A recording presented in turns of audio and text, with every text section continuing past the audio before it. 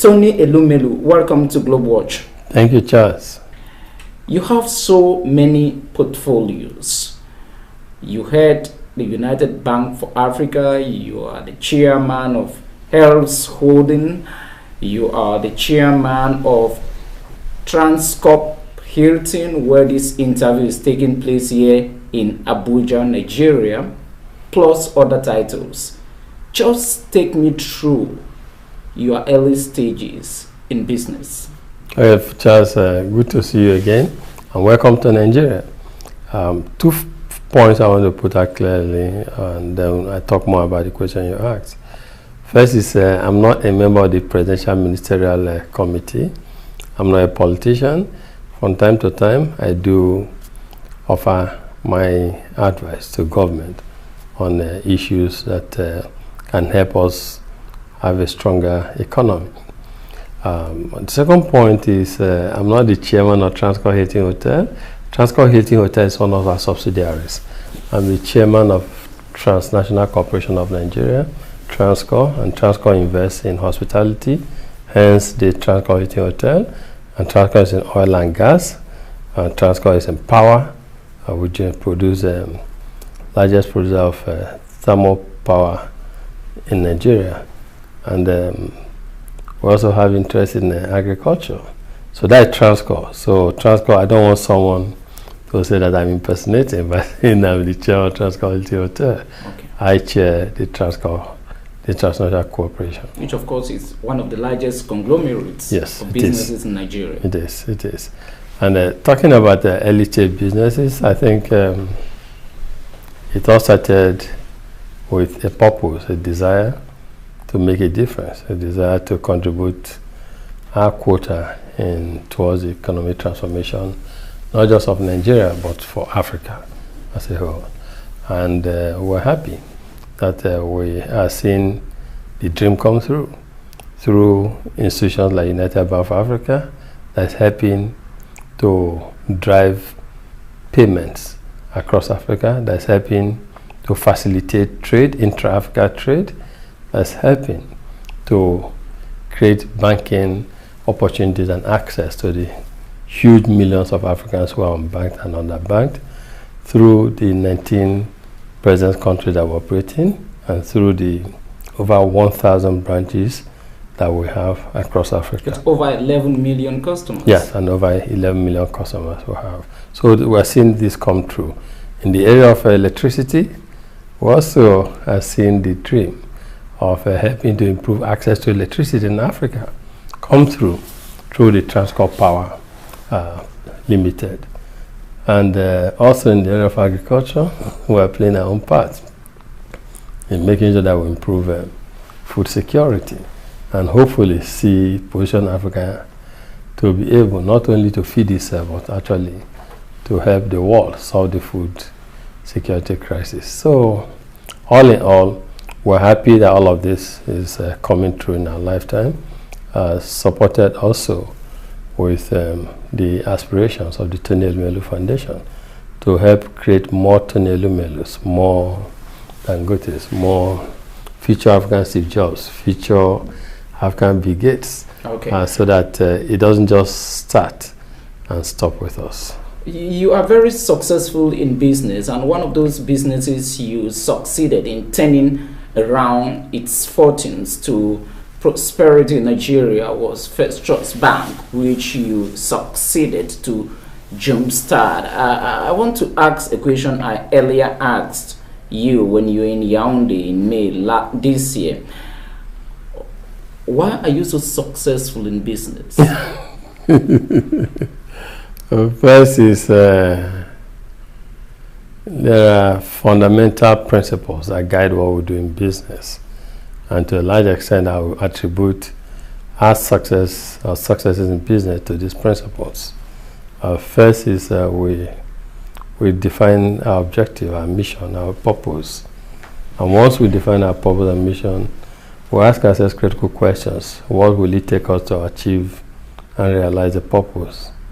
And once we get the answer, then we get to work. And most times when you define the purpose, like we want to play our own part in transforming the economy of Africa, You ask yourself, how do you get this done? There are many ways, many sectors you have to invest in. And then critical to all of this is people. So we identify the right people, assemble the right people, motivate the right people, incentivize the right people, train the right people, and work as friends. And be fair and firm. You know, tough on issues and not tough on people. And so we do this, and it helps us to, I would say, to a large extent, that the reason we're who we are, the reason we've achieved what we've achieved, is largely because of these time-tested principles that we've adopted. With me is one of the most known magazines in the world, Forbes Afrique, and it says, Tony Elumelu, L'Afrique Capitaliste, a literary translation. This article is written by Michel Lobe Ewane, who used to work with the BBC and now works with Forbes Africa. That translation would simply mean the father of African capitalism, which is the economic benchmark of your philosophy in business. What do you mean by African capitalism? So, I have been in business for a long time now, and I have seen from my business endeavors that you can make money and at the same time help to uplift mankind and society, and that there's an intersection where business and philanthropy, where they meet, and that we need to conduct our businesses in a manner that achieves these dual purposes of making profit to sustain our business, but equally important, making sure that we serve the society, humanity, in a manner that they, in return, help our business to even grow bigger. They will begin to achieve shared destiny, mutual destiny, and that leads to shared prosperity. And when you strike that shared prosperity balance,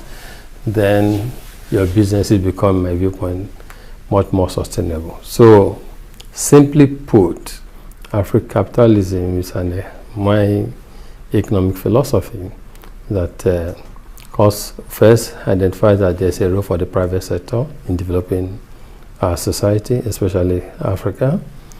Two, that the private sector can play this role by investing long-term in key sectors of the African economy that have the potential to create economic prosperity, profit for investors, as well as social wealth for everyone. When you strike this balance, it helps significantly. It redefines your business. It makes your business much more sustainable, and it helps to address society's challenges whilst you're making profit.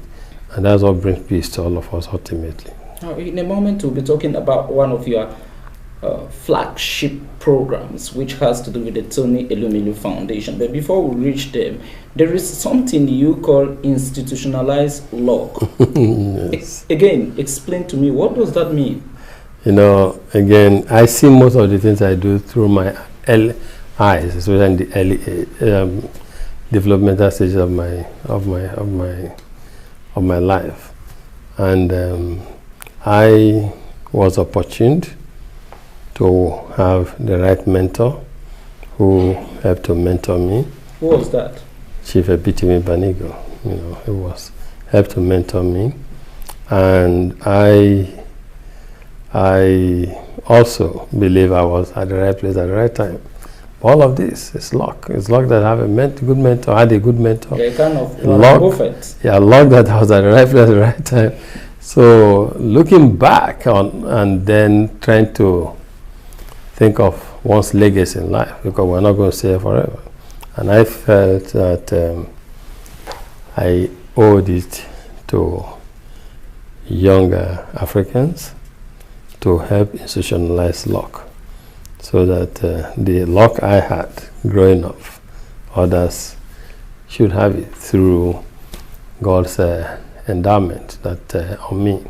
And so that's why my foundation, why I founded the Tony Elumelu Foundation, and also why I've ceded the sum of $100 million to the foundation to help institutionalized lock to help create economic opportunities and access to people who ordinarily will not have such opportunities. That is institutionalizing lock. That is what we will do. I just wonder, the Tony Elumelu Foundation, you are a business magnate. You have created this foundation which has been running now for a few years, and you intend to create some 1 million new jobs to contribute $10 billion in revenue across Africa within a period of 10 years. A job to be done by over 10,000 young entrepreneurs you intend to create. I just wonder what makes you to have such ideas. And as a businessman, I have always been very audacious in my thoughts, and somehow. Well, Barack Obama will call that audacity of hope. Yeah, and somehow, but we have almost always succeeded in what we set out to do. And so, thinking of how to institutionalize lock and thinking of how to contribute meaningfully to the development of Africa, realizing that for decades we've had aid inflow into Africa, and all the monies have come to Africa by way of aid have not helped to move the needle. I thought we should re-engage on a few things. Number one being how we intervene in Africa. If we want to actually deal with the issue of poverty, eradication, if we want to deal with the issue of the development of Africa in a sustainable fashion in the 21st century. And so that's how I dreamt. I came up with the vision that we can, by investing in young Africans, irrespective of country of origin and irrespective of sector of interest, just people who have ideas, that by investing in this people, 1,000 every year, 10,000 in 10 years, we should be able to create 1 million jobs. And we also, so it's not Tony Elumelu as a person doing that. We're Tony Elumelu providing the seed capital, but we need 10,000 Africans and others to make this happen. We want to catalyze. The Tony Elumelu Foundation is a catalytic institution. We provide resources, we identify the right people, we push advocacy, we create networking platform, and we unleash these entrepreneurs and see and hold them, train them, mentor them, and hope that together we all create bigger and more successful Tony Elumelus, and all of us will be able to help create jobs for Africa. Well, a while ago I said that you chaired the ministerial committee to establish world-class hospitals and diagnostic centers across Nigeria. I wasn't saying that you are a member of government. What I was simply saying is that you head one of the commissions established by the government. And the intention is to create 3 million jobs in a year. You are a citizen of a country who, according to statistics of the last administration, Goodluck Jonathan, you have 67 million Nigerians who are out of the job market of a population of nearly 2 million. How are you working to downsize the unemployment situation in Nigeria? So 3 points. First is the government set up a ministerial, a committee, not a commission, a committee. Is ad hoc. You finish, you disbanded. Absolutely. A committee to come up with ideas on how to set up world-class hospitals so that medical tourism will come to an end in the country. We finish our job. We made our recommendations to government then, and so that's over. Second one is the then government of President set up a job creation committee, and I was made the vice chair. The vice president of Nigeria was the chair, again to help create come up with ideas, because we're not in ministry. We'll come up with ideas. Absolutely. That will help just create, members of the private sector. Yeah, give them ideas. Give them ideas. And I must say the origin of that is we lost some people in Nigeria because they went to conduct interview, for job interview. They went to sit for a job interview. And I was so touched by this. I wrote to the president to say that a country that is as blessed as we are, people shouldn't be dying because they are trying to get employment. And so the president in turn set up a national presidential committee to advise on job creation. And I think most have been inspired by my note letter to appoint me as the vice chair of the committee with the president, vice president. But we sat only twice before the elections. So we didn't really go far. But again, beyond working or advising government on how to create jobs, I, as a person, through the businesses that I have, I will play our own role in creating jobs for Nigeria. We have over 20,000 people work in our group. Okay. That's in the first instance. And two, the Elumelu entrepreneurship program, as I said, is all intended to help empower the next generation of African leaders, these are our youth, and also get these youth to become employers of labor. And I think when you go around to talk to the entrepreneurs, you should fill in the puzzle and ask whether they are succeeding. I just felt on this latest edition of The Economist, one of the most powerful magazines in the world, June 11 to 17 edition, and the caption is how to make a good teacher.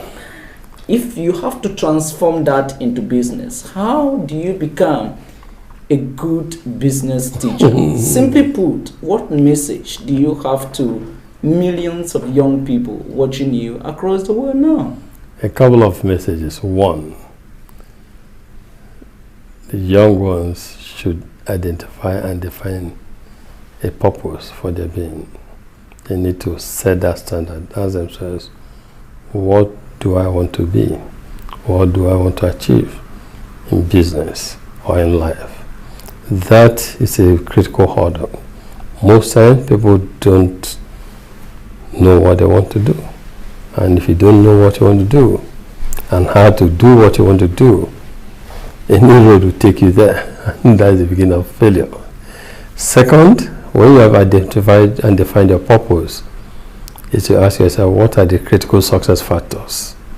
What do you have to do? For instance, say you want to go to university, if that's your purpose.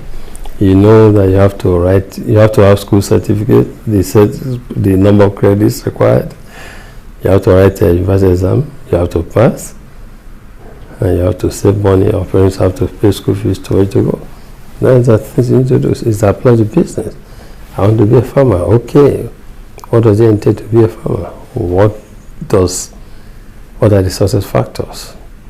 And what are even the failure issues that I should be aware of? And how do I know when I have succeeded? So, after defining purpose, the key success factors, and we look at the key success factors, there are a couple of things. For me, in business, one of the things I say to people is hard work, hard work, hard work. You have to work very hard. You have to be disciplined. You have to have resilience. You have to be very resilient, because business is not linear. And the path is not linear, it's up and down. And so you have to have the staying power, realizing, and you have to think long term and not short term, because in the long term, most times you succeed. Short term is a series of ups and downs. And so if you're short term in your focus, you might not succeed.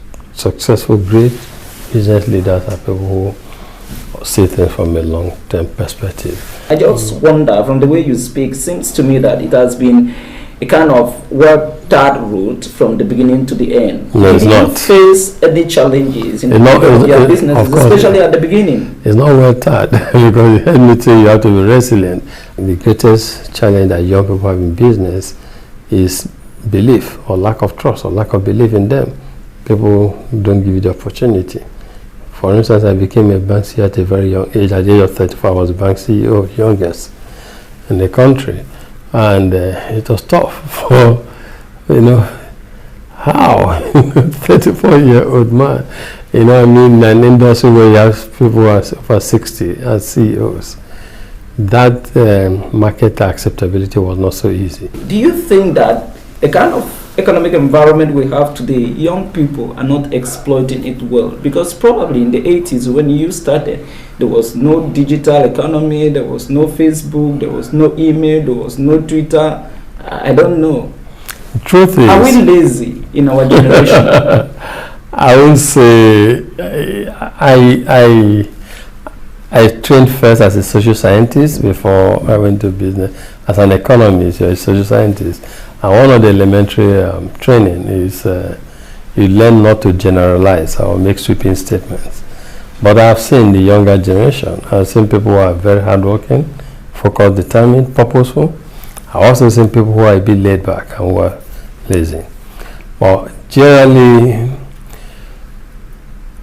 when I was growing up, the environment was, in my view, even tougher than it is today. I have a copy of the Africa Report of May this year, and the caption is "Who runs Nigeria?" I don't want to bother myself by reading the names of those who are found inside, but I just want to read the subtitle: "From backroom to front of house, the deal makers and kingpins controlling Africa's biggest economy." Do you think you are part of those who run Nigeria? I'm not a politician. Politicians run countries. They are talking of business people. Their names are here. I don't want to go. I'm not a politician, but I think I play my own part in the economic development of my country and my continent. Through the Tony Elumelu Foundation's work and activities, we have first batch of 1,000 entrepreneurs that were the Tony Elumelu entrepreneurs. Over 30% are from Nigeria. That is contributing meaningfully and significantly to the economic development of this country. And this cuts across all 36 states of the country, including the northeast part of Nigeria.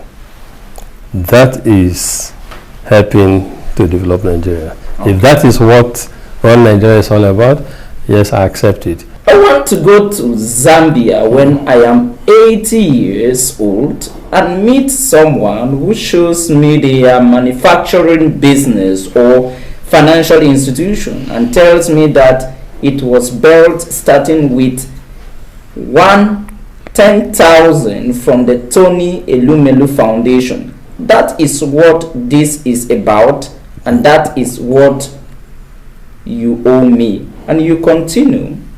The return I want from this $100 million investment is your success, because your success is Africa's success.